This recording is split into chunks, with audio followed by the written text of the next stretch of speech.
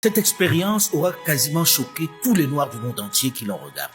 Quelle est la poupée que tu préfères? Pourquoi? Carquet. Parce que quoi? Carquet, c'est mon préféré. Celle-là, Pourquoi?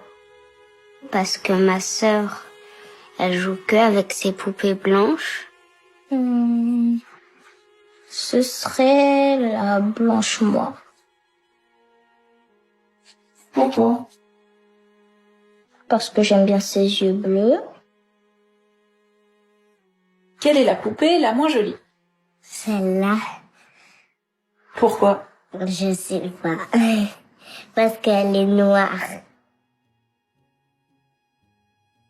Quelle est la poupée la moins jolie? La noire.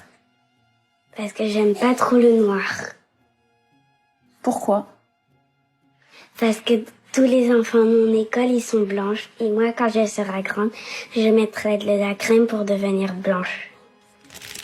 Chacun aura été blessé, meurtri par les propos, les choix de ces innocents enfants qui manifestent leur tristesse, leur frustration d'être tout simplement noirs. Ces enfants pour qui le blanc est plus beau et le noir vilain, moche. Cette expérience n'est pas nouvelle. On en a réalisé aux États-Unis, en Grande-Bretagne et en France, et pourtant les résultats ne varient pas tellement. Quelques-uns des adultes qui visionnaient ce film ont même manifesté leur colère vis-à-vis de ces innocents enfants qui expriment crûment, le plus naturellement possible, leur ressenti. Et pourtant, à bien y regarder, le mal est beaucoup plus profond chez les adultes, même s'ils ne l'expriment pas avec autant de sincérité. Il suffit de regarder combien sont florissantes les industries consacrées aux produits de dépigmentation sur nos marchés. Il suffit d'observer la somme des produits de décapage qui circulent dans nos capitales pour avoir une petite idée de l'ampleur du mal. 25 milliards de francs CFA par an.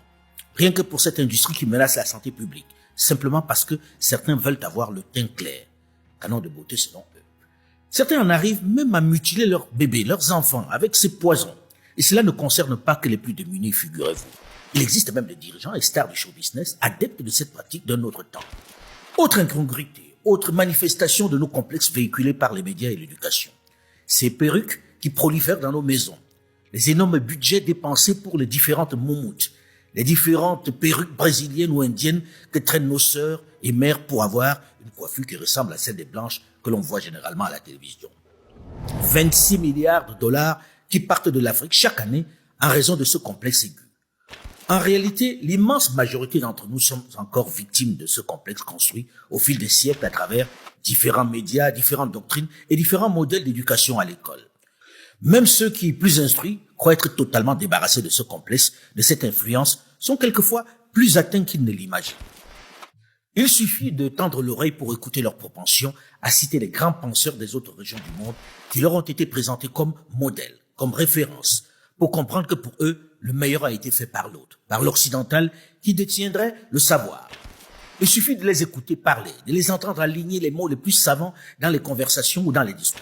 De les suivre conjuguer l'imparfait du subjonctif ou le conditionnel passé deuxième forme pour mesurer l'immensité du complexe.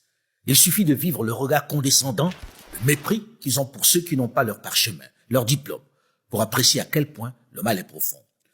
Plus ils ont des diplômes, plus ils se sentent évolués, supérieurs. Les autres qui n'ont pas leur parchemin sont des ignorants, sont inférieurs à eux. Et pourtant, lorsque l'on voit le résultat, il n'y a pas de quoi être fier. Pensez que ceux qui ont fait les meilleures études sont les plus intelligents. C'est pas vrai du tout. Mais c'est très difficile à faire admettre. C'est très difficile à faire admettre, mais quand j'étais dans mon université aux États-Unis, j'avais un professeur que j'aimais beaucoup qui nous avait un jour posé la question: pourquoi croyez-vous qu'on cherche à vous embaucher? Vous savez, j'étais dans une business school. Oui. Mais on avait tous dit, mais il est idiot ce gars-là, quoi. On cherche à nous embaucher parce qu'on est les meilleurs, mais enfin, oui, on pensait que c'était évident. Il nous a dit non, pas du tout. C'est que vous avez suivi des études, j'avais 27-28 ans avant, et donc ça montre que vous n'avez aucun caractère. Si vous avez eu le moindre caractère, il y a longtemps que vous auriez créé votre entreprise. Et donc, vous avez montré que vous étiez capable de répéter ce que vous disent les professeurs, et c'est ce qu'on appelle l'intelligence. Mais ça n'a rien à voir avec l'intelligence. Dans la vie de tous les jours. C'est comme les officiers d'état-major, si vous voulez. Gamelin qui a foutu la France en l'air, il était sorti premier de Saint-Cyr. Et premier de l'école de guerre. Ça n'empêche qu'il a foutu la France en l'air.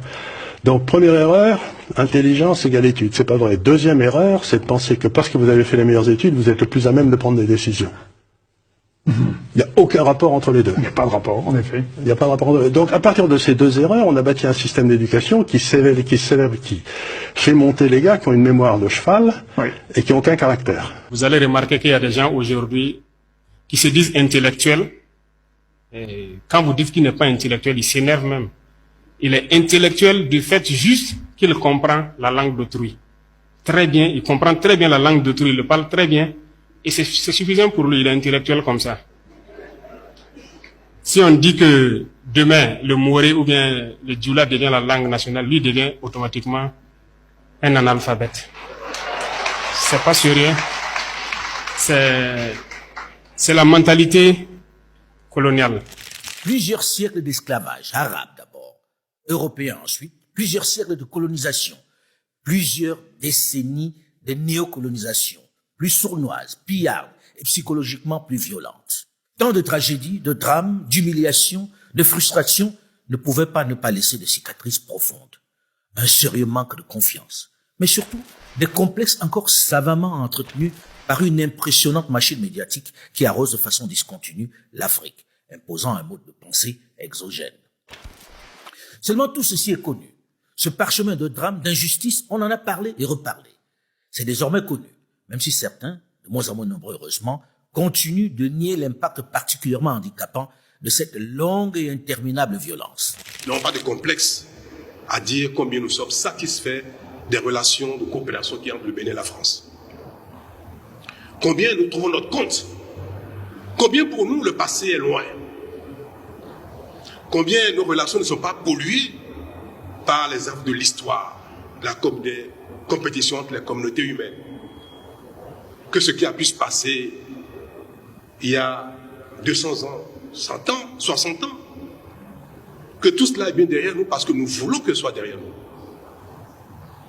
Et qu'il n'est pas utile de se cramponner au passé pour polluer les relations actuelles qui sont indispensables au développement communautaire. Le monde est trop interconnecté.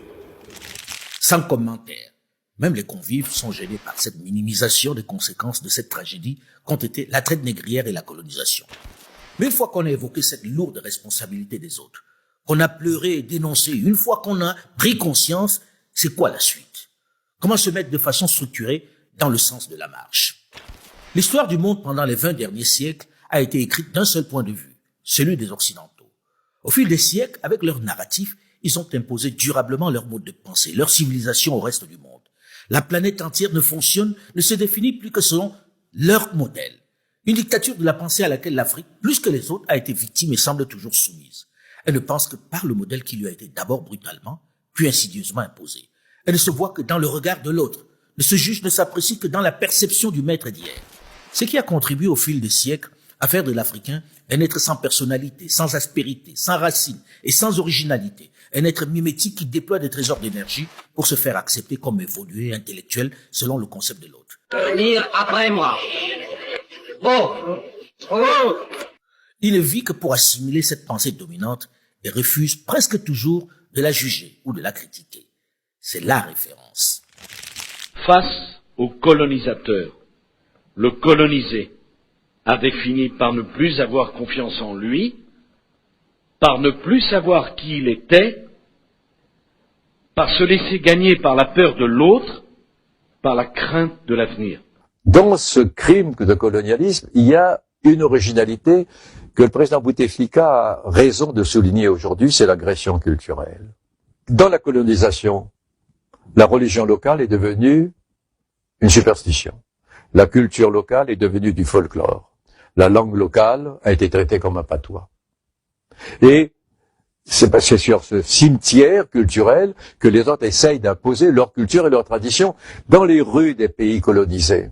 Les rues portent des noms de personnages qui ne correspondent pas du tout à l'histoire du pays, qui sont incompréhensibles pour les gens du pays. Cette agression culturelle est aussi grave que l'agression contre la personne physique. Solzhenitsyn dit « Les Allemands et les Russes ont récupéré plus facilement après la chute du totalitarisme que les colonisés après la chute de la colonisation. » Et pourquoi? Parce que l'identité culturelle des Russes, l'identité culturelle des Allemands, sous le totalitarisme,